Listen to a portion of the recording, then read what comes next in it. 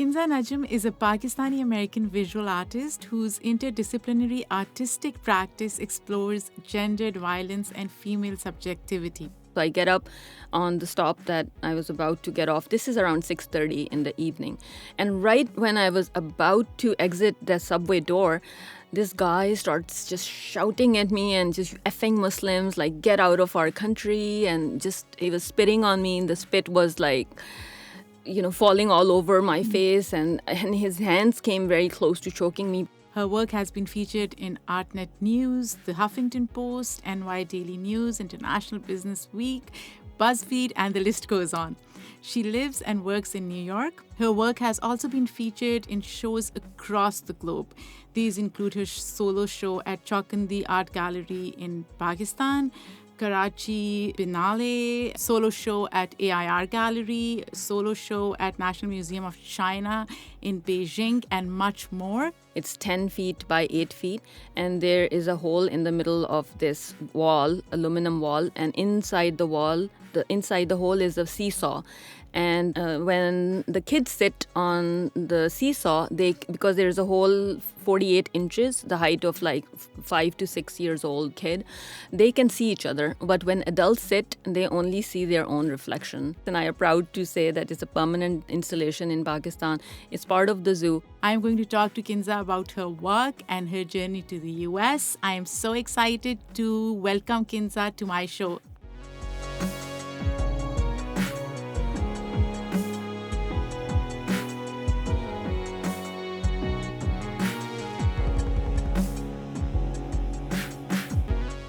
Hi, Qinza.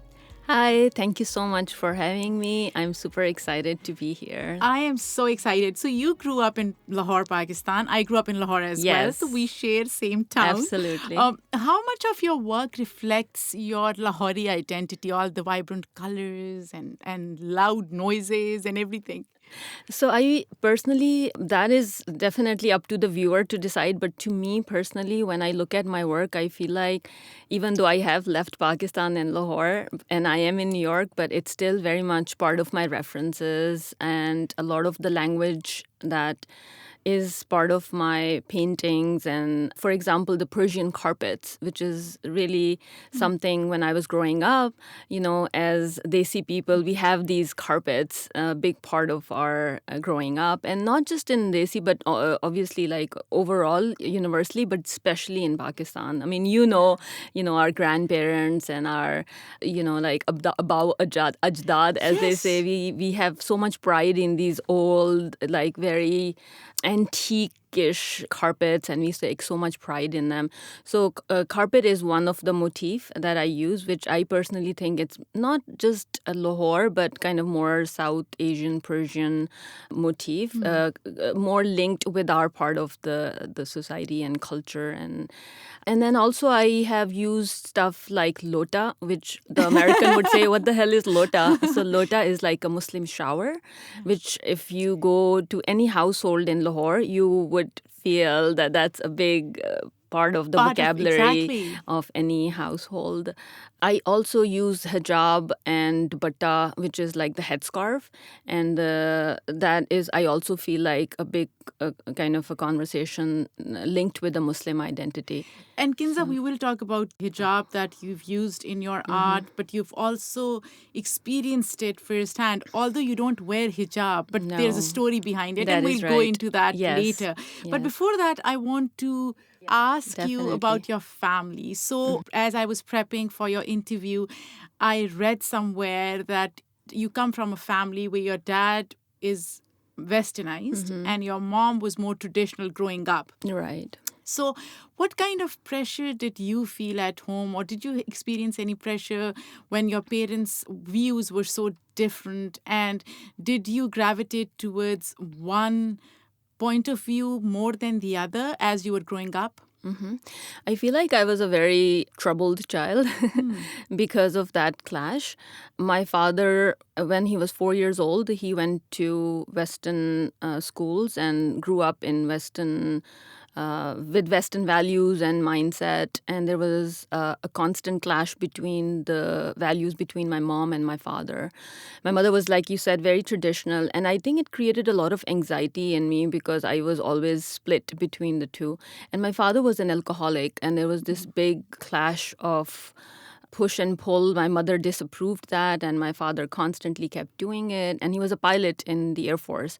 And I grew up with dance parties, and I would go and peek down, and there was sleeveless and dance and booze, and and then in the morning there was a fight that, oh, you had more than one or two, and you shouldn't. So it was a constant clash, and I felt like that I was not allowed to talk about it. So I was silenced constantly to keep all of that and many other things, which I think a lot of us can also relate. And hence it kind of, art became one of the motifs to one of my language to express myself. But there was, to answer your question, there was a big clash, and that really messed me up as a kid. Do you have siblings? Yes, I have two brothers. So were you able to talk to them? Because I'm sure they were experiencing same Yes, but stuff that you were want some experiencing. more wiser. I was the eldest. Oh. And I was always asked by, every time they had a fight, they would stand the three of us in line and say, okay, we are going to split up. So are you going to go with your dad or are you going to go with your mom? And you're like, no, but I want both and I love both. So there was this constant kind of, and I feel like as a kid growing up, I kept a lot of anxiety inside me. And I was like, oh my God, what's going to happen? And maybe it's my fault. Like typical kids, they always blame themselves. So that clash created a lot of dissonance. And how did that impact your relationship with both your parents, individual relationship? I was a total daddy's girl, a complete like father's daughter. I would, get away with everything. And I was a very naughty kid, and I was a very curious kid as well.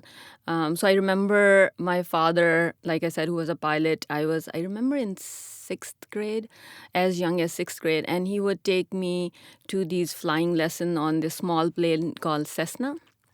And my mother would freak out. She's like, are you nuts? She's going to die. These planes, small planes, they crash.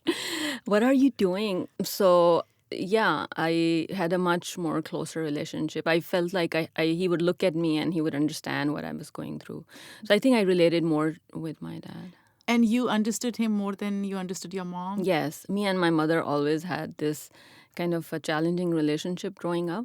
And it was much, much later, I believe, that we started. Now we are, thank God, alhamdulillah, we have a very close bond and we are like best friends. I share everything with her. But it took a lot of kind of effort from both ends and empathy. And how has your parents' relationship changed or evolved over the years? My father died when he was 38. Oh. That was my first trauma, and that to a point where I still feel like I haven't gotten over it. Since I was so close to him and I only felt like I have one parent, I had so much, such a deep bond with him. And you were so close to him. And I was very close to him. And I don't want to say I had no relationship. I love my mom and a very strong lady, she's a mentor, an inspirational figure. But growing up as a kid, I felt like I was completely lost at such a young age when he was 38. What were you most scared of growing up? My father told me that if you put your mind to anything, you can do it. But as a kid, I was scared because I was always in trouble. I was scared of getting caught and getting the shit beaten out of me from my mom. I wouldn't, but she would always throw these flying, her chappals. Desi moms do that. That's like their MO. Exactly. And I wouldn't listen to her. So I would sit. As a kid, I was a tomboy, and I would sit completely with open legs, which was such a big no-no, and it kind of enters in my work later on.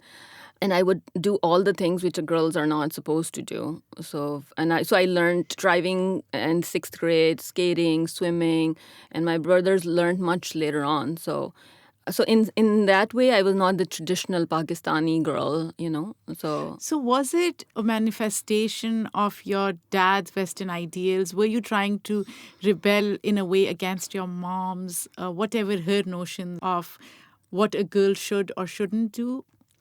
It could be. I had to go through my master's and PhD to figure all of that out for myself and I don't know if I still have figured it out.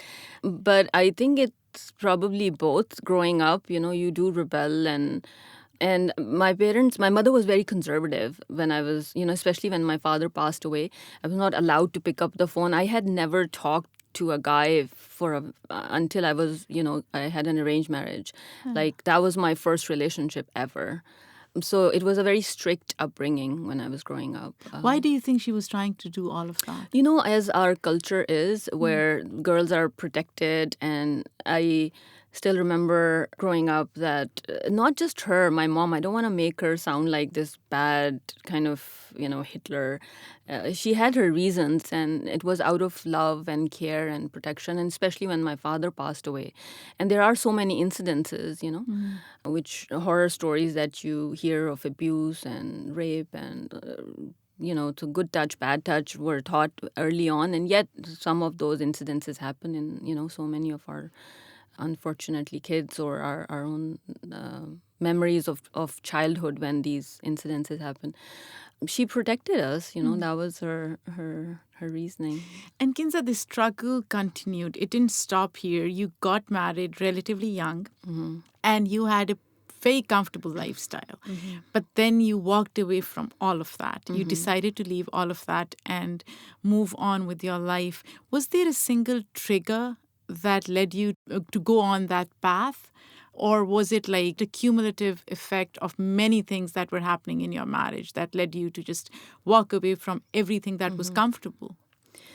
So walking away, I didn't as such walk away like that. The walking away came later from the marriage. But earlier than that, the walk away was, as I mentioned earlier, I have my master's and my PhD in psychology. So I walked away from being a doctor, from a PhD doctor to being a full-time practicing artist, to the dismay of the whole world. They were like, "Are you nuts? What the fuck is wrong with you?" And you were practicing. Yes, I was I had a private practice. I was teaching masters and undergrad, and I had a private practice and a successful one. And something was missing, Saadia. Something was not working. And I felt even though a lot of the things were superficially working, I'm talking about from my internal kind of journey, I felt that with my PhD and private practice, I was able to make a difference, and I wanted to make conversations on a broader platform. And as a PhD, when you publish, it's a small percentage that reads those journals. And I felt that there was this, as they say in Urdu, this big kida inside me, this big kind of little worm kind of inside that needed to express. So I needed a bigger platform to express my ideas. And I have always been a very creative person ever since I remember. I have a very creative life. So it just took a lot of courage to make the shift from a doctor to a full-time artist. It was a harsh, very hard journey from being a doctor to a full-time artist, because I left everything and I was on a $8 budget for a few years. Like I left everything, and it was something. It taught me a lot. Yeah, let's talk about your art. Now, you portray women as strong and resilient, women who can express their agency, but in the process, you're also highlighting struggles of women. And this is not just like South Asian women, like women all over, right? Why do you think that's important to show both sides rather than just focusing on victimhood, which many a times people do, especially when it comes to South Asian women? There is a lot of focus on them being victims, which is part of the story. I am not discounting that. But then you also are representing them as strong and resilient. Yeah, like you said, a lot of the focus, when I see my training with my psychology background and when I was doing therapy, I had a lot of clients who would be the victims of their situations. And it is part of our stories, and it is part of our struggles, and they're important, and we can't avoid them. But I now as a psychologist and as a full-time practicing artist, I feel like I'm bored from victimization stories. Everybody can be a victim, and it is so easy to be a victim. Yeah.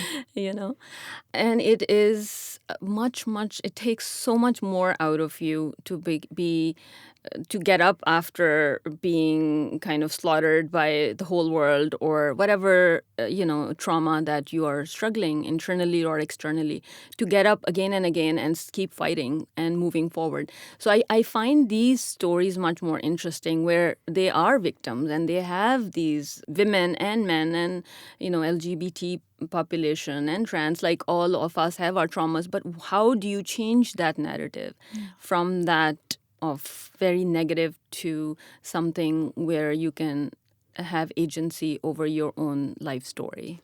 And you're also trying to bring communities and societies together. So you also are trying to create empathy between cultures and societies. Now, to me, when I think about empathy, to me, it's an acquired skill. It and is. Correct me if I'm wrong. No, you're right. Absolutely. How do we train ourselves to empathize with others? Because the way I see it, humans are self-serving creatures by nature. We try to protect our self-interests. How do we get out of that and empathize with people we don't know, who don't look like us, and be able to create an agency for them?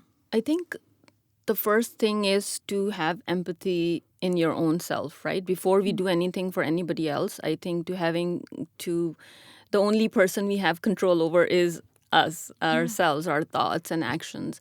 So I feel like the idea that we are all different, we are all unique, and being able to see the differences and also challenging ourselves to be in situations that makes us uncomfortable, and stretching ourselves to be able to get ourselves in that situations and then see the situation. So empathy comes when you have that capacity to do that and to put your foot in other person's shoe without, just like earlier we were talking about victimization, just seeing, oh, it was just like me and my. So I feel like that is a much more selfish orbit in which a lot of us choose to be in, right?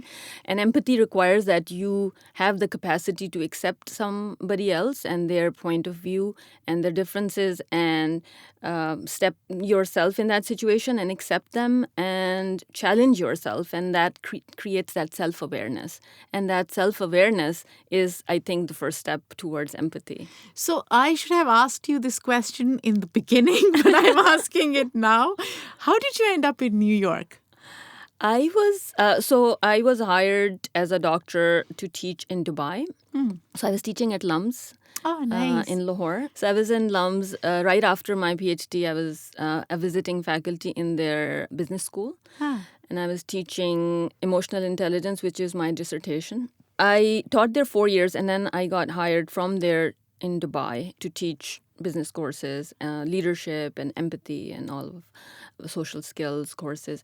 And when I went there, I have issues with authority figures. And if somebody tries to control me, they were breathing down my neck. That university's culture was very... And this was in Dubai? Yes. Yeah. And before that, it wasn't a sudden move. So before that, I was debating to have the guts and the balls to make the switch. And I was also painting and creating, everything in my capacity and energy, even at LUMS, the paintings, and not for commercial purposes, but just for my own personal outlet. So when I was in Dubai, it was a perfect opportunity for me to kind of make the shift in a completely new environment, because the culture was so not me. So I ended up saying no. I was supposed to teach the next day. The whole faculty was waiting. Dr. Qinza from USA, because they didn't have a lot of USA faculty, is going to come and teach. And it was really hard because, you have so many people waiting. And I was supposed to sign up 2-year contract. And I was like, you know what? No.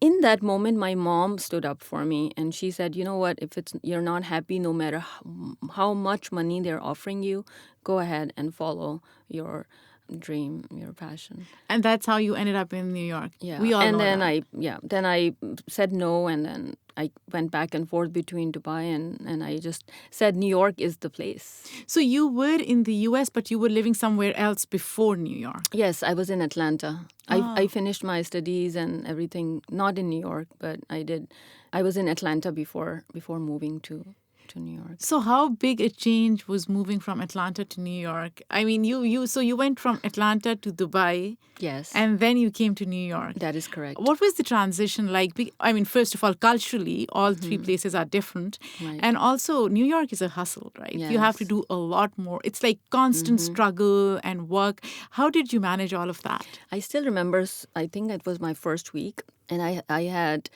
to buy something, and I went, and the path was kind of tiny, and I think my bag accidentally hit the other lady's arm or something, and I didn't realize. So she just cursed me to a point where I just looked at her and I didn't even know how to respond. Like, fuck. And this was in New York. This was in New York. This was my first experience, and she was saying all these big curses that I was like, oh, they're creative, and I was really mad, but I didn't know how to even respond. And then I remember precisely, I went back and opened YouTube, and I just practiced in front of the mirror that I'm going to curse back like this. I'm going to stand up for myself. So now you have learned how to curse like a New Yorker. That was my first learning. So, Qinza, let's talk about, we talked about something earlier. We talked about empathy, and you've really experienced it. Like, what you did was you don't wear hijab, but then you decided to wear hijab for a few days in New York to experience what women and girls who wear hijab go through. Can you talk about that experience and what it taught you? Yeah. So earlier we were making comments about the idea of empathy and stretching ourselves to. So nobody in my family as such wears it. So one of my cousins started wearing it, and she challenged me that why don't you try it on, and some of the other people. So I did try it on, and when I tried it on, YouTube is our, kind of the go-to thing, the right? go-to thing. And I learned how to wear it, and I tried it on, and then I wore it on the subway. And this is where I realized that the Islamophobia is much more pronounced than I had my own kind of blinders on my eyes. So I was on the subway, and I'm sitting there. First of all, nobody's sitting around, like 3 or 4 seats are empty around me, which I didn't notice. But anyway, so I get up on the stop that I was about to get off. This is around 6:30 in the evening. And right when I was about to exit the subway door, this guy starts just shouting at me and just effing Muslims, like, get out of our country. And just, he was spitting on me. And the spit was like, falling all over my face, and his hands came very close to choking me, but I kind of ran and rushed outside of the subway. Nobody, by the way, took a stand. Nobody said stop. And this is in New York? This is in New York, Upper West Side. When did this happen? Was this like post? 2017. 2007. Yeah. So it was post 2016 election. No, sorry, not 2014. Oh, so it was 2014. before. Yes. Okay. 2014. So I rushed out. My heart was thumping and beating, and I had to sit down. And that moment was also a moment where it was like, something needs to be done about this. And there was an open call where Sax and I ended up, doing this project together, which is called #DamnILookGood, in which both of us were invited to present this performance at the Dumbo Art Festival. I believe that was in 2014. And we had 650 people tried it on. The whole idea was not to promote hijab or hijab is great or not. The whole idea was about tolerance. If somebody wants to be naked, it's fine. It's fine. Exactly. But if somebody wants to wear it, let's have tolerance about it and empathy. What kind of response did you get? I think because it was an art fair, Saadia, so the the people were much more receptive to it. I would say 80%, 90% was very positive. But we did ruffle some feathers also, and people made comments about it. And then Tex and I, we had a videographer behind us kind of recording while I was wearing it, because it says I'm taking basically selfies while wearing it, and it says #damn I look good. So while I'm taking the selfies, also on Times Square, walking around wearing it, people were like putting their thumbs down and saying just asking me to leave and stuff. And then there's also a naked cowboy girl there. She came, stood right next to me, and people started giving us $5 that, can we take a picture of you? Here's a hijab. And then right next to it is so it was a weird moment. But, that also shows that I also had my blinders on. I didn't realize that it was that pronounced, because it's New York, and in my mind, New York is the coolest place in the universe. Yeah, but I think it takes a lot of courage to do what you did, Qinza, because to be honest, if I think about it, I just can't do that. Even just to experience what women who wear hijab go through, because I'm so scared. As you said, I am scared of the backlash, the kind of response, and that's why I feel so strongly for women who wear hijab and who are trying to assert their identity. And I'm so appreciative of what they're doing. And as you said, I don't wear hijab, you don't, but that's not our place to decide who does what. No, it's not. It's their right. If they want to assert their identity through hijab, so be it. For me, it's about agency, right? And my cousin, nobody wanted her to wear it. Actually, she wanted to wear it. She took a stance in front of the whole family. She's like, I wanted to wear it because when I go and teach in this boys' university, I don't want to be the sexual object. So it is my agency. I want them to just focus on what I'm teaching. So I respect that. I respect when it is a choice. So you were recently in Pakistan, and you and Saadia Afridi, he's another artist. I will be interviewing him soon. You guys unveiled this permanent sculpture. And it's called Don't Grow Up. It's a trap. It is a trap. Don't grow up, guys. It's a trap. I'm telling you. I'm like, oh my God. When I saw that, I was like, this is so on point, because I feel like adulthood is so overrated. I really want to go back to my childhood. Yes. So what was that experience like, and what were you trying to convey through that sculpture? Okay. So the sculpture is a stainless steel aluminum mirror finish. It's a chrome mirror finished sculpture, and it's, if the audience can imagine, the listeners can imagine, it's 10 feet by 8 feet, and there is a hole in the middle of this wall, aluminum wall, and inside the wall, inside the hole is a seesaw. And when the kids sit on the seesaw, because there's a hole 48 inches, the height of 5 to 6 years old kid, they can see each other. But when adults sit, they only see their own reflection. We wanted it to be a moment of reflection when adults sit. And because when we are kids, as you were saying, when we don't have these preconceived notions, and we don't have any inhibitions. We accept people. We have empathy. If somebody gets hurt, we'll go and the kids start. Another kid, if one kid cries, the other one starts crying too, because they can feel the pain. But as we grow older, we have these tarnished, views of by our biases, discrimination, and all of that kind of seeps into our adulthood. So we wanted it to be a moment where the kids can come out in us, because all of us have this little child, even if we admit or we let them come out or not, and be in touch with that memory and that childhood, and is about that loss of innocence and then bringing that childhood back into our And I was going to ask you, how did you convince adults to sit? Because I was looking at those Instagram videos of it, and everybody was enjoying it so much. It was like grown-ups were enjoying it, and kids were enjoying it. And how did that happen?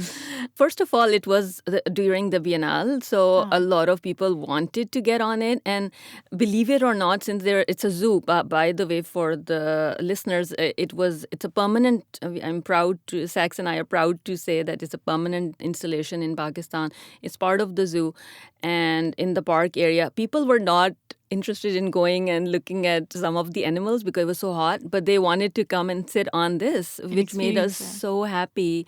And they wanted to look at themselves because, at the end of the day, it was also interesting for people to sit and look at themselves and not see the other person. There was one husband and wife. And when they got off, they were like, this is so cool. Because unmarried people, they just want to look at themselves. They don't want to look at the spouse after 10 years of marriage. That's so interesting. So going back to your art, as I said in my intro, you do a lot of, basically you create art to express women's agency. Has there been one piece that you created which really, I'm sure every piece speaks to you, but one piece that led you to some introspection or that spoke to you and the audience much more than, your other pieces? There are two that for me are, that kind of did something inside me. One is, I call it the story of Rashida, in which she's a lady who sweeps the floors, and the sweepers in Lahore in Pakistan. She has 4 daughters, and she's been there for 6 years. And every time I go, I interact, and then I ended up making, how we make friends with the people who help us in Pakistan, which is a not an uncommon thing. So I ended up involving her in my art projects, and I went in their communities, and I met with some trans population, and I met with her daughters, and I met with the husband who is disabled. And yet her attitude, Saadia, was so positive, and they had little, but their hearts were big and their attitude were amazing, and they were not victims, even though they had all the reasons to be victims. And that just, I think that touched me so much. And a lot of my works kind of talks about this idea of tabdili. That's an Urdu word that means transformation. And that, she was trying her best to, give education to her daughters and to make the best out of whatever life has given her. So that, I think, inspired me. And that came into my work. So that was one. And the other one was in a work where I collected 1,100 empty 9mm bullets from all around New York shooting ranges. And 1,100 because in 2016, in 1 year, it was 1,100 honor killings that were reported in Pakistan. And up till 2016 in America, there has been 1,100 mass school shootings, deaths that are reported up till 2016. So I wanted to put that number 1,100 on as those empty 9mm bullet casings to honor their lives. So that became a performance piece in the Museum of Moving Images in 2017. And when I wear it like a hijab, 1,100 bullets on, which I stitched very painfully on a fishnet, if you can imagine, these glistening bullets. And I wear it, and then it's 50, 60 pounds. It's very heavy, as you can imagine. And you just wore the whole thing? I wore the whole thing. And then I had the pictures of the victims from honor killing and from mass school shootings rolled into it to create empathy for the audience, because I was like, I don't want to blame one culture, but I want to say that violence is universal, and it hits all of us in different ways. And then then after they unroll the pictures and interact with it, I invite the audience to pick that 11 yards of fishnet with 1,100 bullets. So the more people carry it with me, the lighter the weight of the bullets get, So Qinza, this sounds so incredible. Where can people find your art? They can go and check out on my website, which is Qinza Najm with the Qinza Najm.com, and then also my Instagram, which is Qinza Qinza and Qinza1 on Instagram. So before we wrap up, if you were to describe America in a word or a phrase, how would you do that? I would say it's revolutionary, because I want to say positive revolution is going to come. Hopefully, a different political scene will come. It has its ebbs and flow, and something positive, I'm hoping. So hope and revolution. Thank you so much, Qinza. This was wonderful. Guys, check out Qinza's work. I am so excited. I will be visiting her art gallery very soon. And you can follow us on Twitter and Instagram. You can check our website. I will be posting links to Qinza's work on our website once I release her episode. In fact, before I release her episode. And before we wrap up, you have a Netflix documentary coming out soon, or a documentary series coming out soon. I don't know if it's on Netflix. Process. It is in the process. It's right? being pitched. Let's see if it comes, if it gets picked up by Netflix or not. It's called Opening Night, which is about demystifying the art process of how artists think and create works. When can we see it? I have no idea. You will be the first to know. Yes. We'll wait. Thank you so much. This was wonderful, Qinza. Thank you, Saadia. Thank you for having me on board. I really enjoyed it.